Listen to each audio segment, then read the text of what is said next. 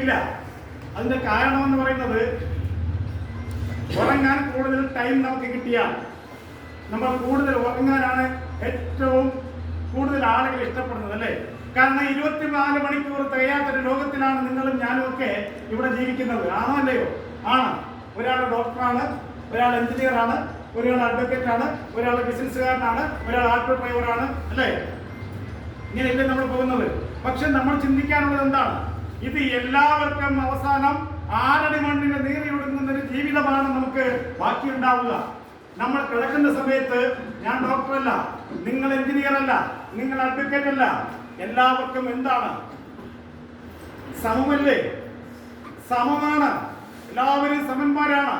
അത് നമുക്ക് വരുന്നൊരു ഓർമ്മയുണ്ട്. അവസാന കാലം താനും തന്റെ പായുമായി കിടക്കുന്ന ഒരു സമയമുണ്ട്.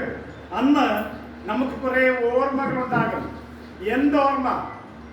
സങ്കടത്തിന്റെ, കണ്ണുനീരിന്റെ, വേദനയുടെ. ഇതുവരെ ജീവിച്ച് അന്ന് നമ്മളെ നോക്കാൻ ആരുമില്ലാതിരുന്ന നമുക്ക് അന്നൊരു ചിന്ത വരും. എന്താണെന്നറിയോ? ഒരല്പ കൂടി ഭംഗിയായി നമുക്ക് ജീവിച്ച് തീർക്കാമായിരുന്നു. ഒരു ഇന്റർവ്യൂവിൽ ഒരു ഹെഡ് നഴ്സിനോട് ഒരു ലേഖകൻ ഇന്റർവ്യൂ ചെയ്യുന്നുണ്ട്. അപ്പൊ അദ്ദേഹം അവരോട് ചോദിക്കുന്നുണ്ട്, ഈ ഹോസ്പിറ്റലിൽ ഒരുപാട് ആളുകൾ മരിച്ചിട്ടില്ലേ? അപ്പൊ അവർ പറഞ്ഞു, ഒരുപാട് ആളുകൾ മരിച്ചിട്ടുണ്ട്.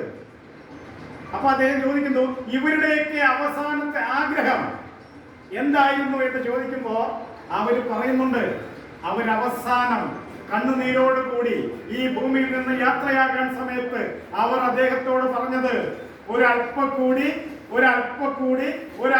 കൂടി ഭംഗിയായി ജീവിക്കാമായിരുന്നു. ഇനി അതെന്തില്ല, സാധ്യമല്ല എന്ന് പറഞ്ഞ് ഈ ലോകത്തോട് ഇവിടെ പറയുന്ന അനേകായിരം ജന്മങ്ങളാണ് ഇവിടെ ഉള്ളത്. അതുകൊണ്ട് ഞാൻ നിങ്ങളോട് പറയുന്നു, എപ്പോ ചിന്തിക്കണം?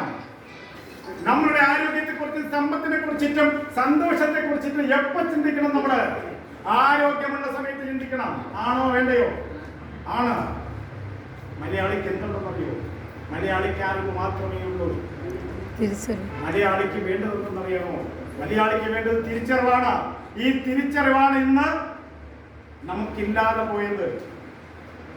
നിങ്ങളൊന്ന് ആലോചിച്ച് നോക്കി. ഇവിടെ ഇരിക്കുന്ന നമ്മൾ ഓരോരുത്തരും രാവിലെ വീട്ടിൽ കുളിച്ച് പൊട്ടിട്ട്, അല്ലേ, തലമുടിയൊക്കെ ചീകി നല്ല ഡ്രസ്സൊക്കെ ഇട്ടു, നമ്മൾ എന്തോ ആണ് എന്നുള്ള രീതിയിൽ ഞാനും നിങ്ങളുമൊക്കെ ഒരു മീറ്റിംഗിൽ, ഔട്ട്സിയ ഗ്ലോബൽ എന്ന് പറയുന്ന കമ്പനിയുടെ മീറ്റിംഗിൽ വന്നിരിക്കുകയാണ്, അല്ലേ?